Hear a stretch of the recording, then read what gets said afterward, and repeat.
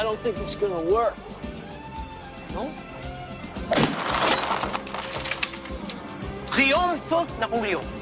And here we are at long last, the final turn of our playthrough of the Afternoon Crisis in At Any Cost. Yes, this is the 8 o'clock turn, and being kind of fastidious, I actually looked up this region in one of those weather apps and looked for sunrise, sunset, and yes, in this region, 8 o'clock in August would still provide plenty of daylight for fighting, probably back then as well, I assume. Okay, but yes, we have one more turn to fight. The French are trying to capture Vionville for any kind of victory, and all this is gravy if they're able to capture that. We're not going to catch Tronville by a long shot. And the question is, are we even going to catch Vionville? The Prussians have done a very job. They got this Vionville reinforced now. This cannon artillery unit has been absolutely shredding everyone. I probably should have moved someone in there to kind of, take he as kind of a block. But here we go. Let's see what the French can do. Or are the Prussians going to prevail in their defense? Well, let us start with the first chit poll, and it is battlefield conditions for the Prussians. They'll hang on to that. Next on the draw list is the 5th Cavalry. Okay, been kind of non-contributing pretty much, but we might have something here. Yes, we're going to start in aggressive posture. No reason not to. We do have one unit over here who is going to end up being out of command. We'll give him a chip, which we will which we will reveal later. And we'll start with the fire phase, and the only thing we can fire is this artillery unit at this cavalry unit, which could potentially be quite deadly. Potentially deadly here. Get that off there. And fire. And a 6-1 is going to be nothing. I've been kind of naughty by not putting artillery fired markers on these. I've just been trying to remember. In the bigger scenarios, in the real scenarios, to put it that way, you would definitely need to do that because there's just so much detail. Okay, what's next? So I was considering jamming one of these units way up here to block Vionville, but honestly, this artillery is just such a killer that I don't want to do that. I don't want to block his fire against these guys. So I'm going to leave him as is. Let's see if I can actually get a charge out of one of these guys. Back up. And we'll start with this guy. We have to roll a 4 or less. That's probably a pretty tall order. That's a 2. He can charge. And check this out.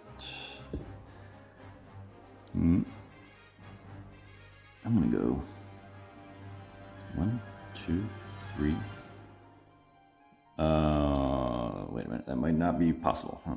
No, I was going to try to do a charge on him, but it cost me an extra point to go up a hill. I went down a hill, now I'm going up a hill. That's going to run out of before he gets there. What else can we do with him? Anything? All right, then, just for fun, let's charge him up into that hole, which I was originally thinking. 1, 2, 3, 4. May get shredded by all kinds of stuff here. We have an artillery unit under here, the Ennard 3rd Corps battery, and I'm going to fire canister range, and this could be deadly. Fire! 7 double 7s. Oops, ammo problems. And a 7 is going to be a morale test +3. Here's a little tip if you're playing the game. You roll doubles, make sure you put the low ammo in first. It's just so easy to forget if you wait until after you resolve the combat. So there you go, low ammo, artillery unit gets it, and these guys come back in. Okay, so, but that's a morale test. Oh yeah, that's going to be 2. That's going to be disruptive. So, doink. Here's the thing, we have to kill it, otherwise this HQ is going to be overrun because it's all alone. Alright, so we still have some infantry here and a mitrailleuse firing right into him for 8 strength points. French fire there. Cocked dice, should I re-roll that or just move it? I'm gonna pick it up and re-roll it. The 2 is not very encouraging though. 7 is enough for casualty hit and a morale test. The morale test is gonna bomb. But the casualty hit may be enough. He has to take a break test. Let's back out. Thanks in here.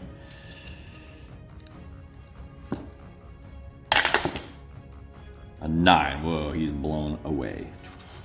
Now, you may see that as kind of a dumb move, but the thing is, all I need is for a unit to survive there to completely disrupt the French here. So guess what? I'm going to see if I can't get this guy in on the action here. Let's see if he can charge. A 3, he actually can, and we're going to, well, I don't know if he's got enough charge power. Let's see, he's on a hill. Okay, so 1, 2, 3, 4. Yeah, he can make it. All right, so he rolls in. And his survivability is actually not bad because now they have a 2-column shift for multiple defensive fires. And the canister, the artillery underneath is low ammo. So let's see what we got here. And like I said, we're just trying to get that unit to survive so that we can completely disrupt the French offensive here. And so, being that, I'm going to go ahead and throw in, the Prussians are going to go ahead and throw in battlefield conditions. Basically, I guess all the smoke from the last charge is concealing this charge. And so that's going to jump them down 2 more columns. Oh, wait a minute, it was here, right? Yes, 1, 2. Okay, so there, 3 columns. And French fire. 10-9. Yeah, I didn't. Okay. 10-9. So 10 is morale test plus 2. That's going to be an 11 on the morale test. And that will be enough for disrupting them. So even though we... Yeah. Okay. They did take some column shifts, but they're still nice and high on this fire table for the infantry and their Mitrailleuse unit. Firing on that cavalry. Here we go. 10-8. Not going to get it done for today. Yeah, so this is 2 casualty hits. French are literally on a roll. And now that cavalry unit has to survive 2 break tests. And the first one... Nope, he is gone. Blown out of the water. The French offensive is safe for the moment. We are now ready for the next chit pull. What do we got? Bazaines. Now, okay. Now, we talked about how the French are not as tactically flexible as the Prussians. And this is an important thing to remember. In this mini scenario, training, which is intended as kind of a teaching scenario, I think, this is not automatic. It's been automatic in this one, just for the sake of ease. But in the real scenarios, I'd say, is you have to earn this. And the Prussians don't. They usually have it in their cup automatically, theirs. But not the French. You have to earn it. That means you have to sacrifice some of your other chits to pull this. So, you know, that's something to keep in mind. That this is not always an automatic pull. So just for info. Whoops, almost forgot. There was an out of command unit over here who can maneuver. That's all he can do, so I'm not going to bother. Oh, wait a minute. Let me think about it. I was looking for something he could do a block with. I don't see where it would profit. So, well, yeah, tell you what. We're going to move him just right here in case they try to make an assault. Down here we will cover this square here. All right, I'm gonna roll the dice a little here. Take a chance. I'm actually gonna activate this cavalry here, and you'll see what I do with it. First, we gotta see if he's eligible for a charge. Unfortunately, he's not, but I'm still gonna use him in the manner I intended. So we go to, he can't fire, so we go to the movement phase. 1, 2, 3, 4, and here you have to take defensive fire.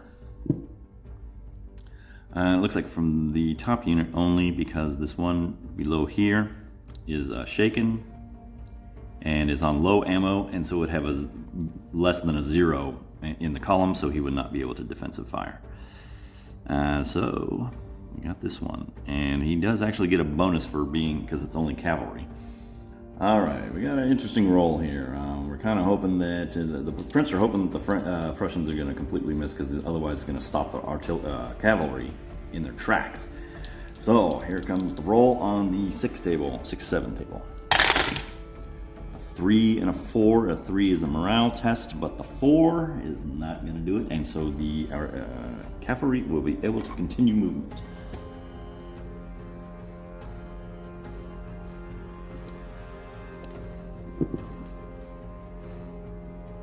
I should have just edited the moving of the camera around there. Sorry about that. And he's going to continue to move right here, engaging. Oh, by the way, in case I didn't mention it, I was going aggressive here. I wouldn't have done it otherwise. Trust me. Yes. Okay, so we're here. We're going to take defensive fire from him, but if we can survive, then we are blocking and allowing this charge to come through unmolested. All right. So he is going to get blasted, but again, just like the Prussians, he's just trying to survive. And that is a 7 and a 5, which is not very good for the French. 7 is going to be a casualty hit and a morale test. Come back here, and again, I should have edited the camera up. Sorry about that. And so, casualty hit.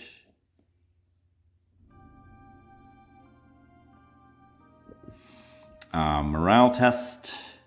Oh, wow, that's a low morale. That was a 5, and it's just a regular morale test. So he's going to fail the morale test, but most important thing is he is going to survive. And I guess it was the smart thing not doing the cavalry charge, because I don't have to do an assault now.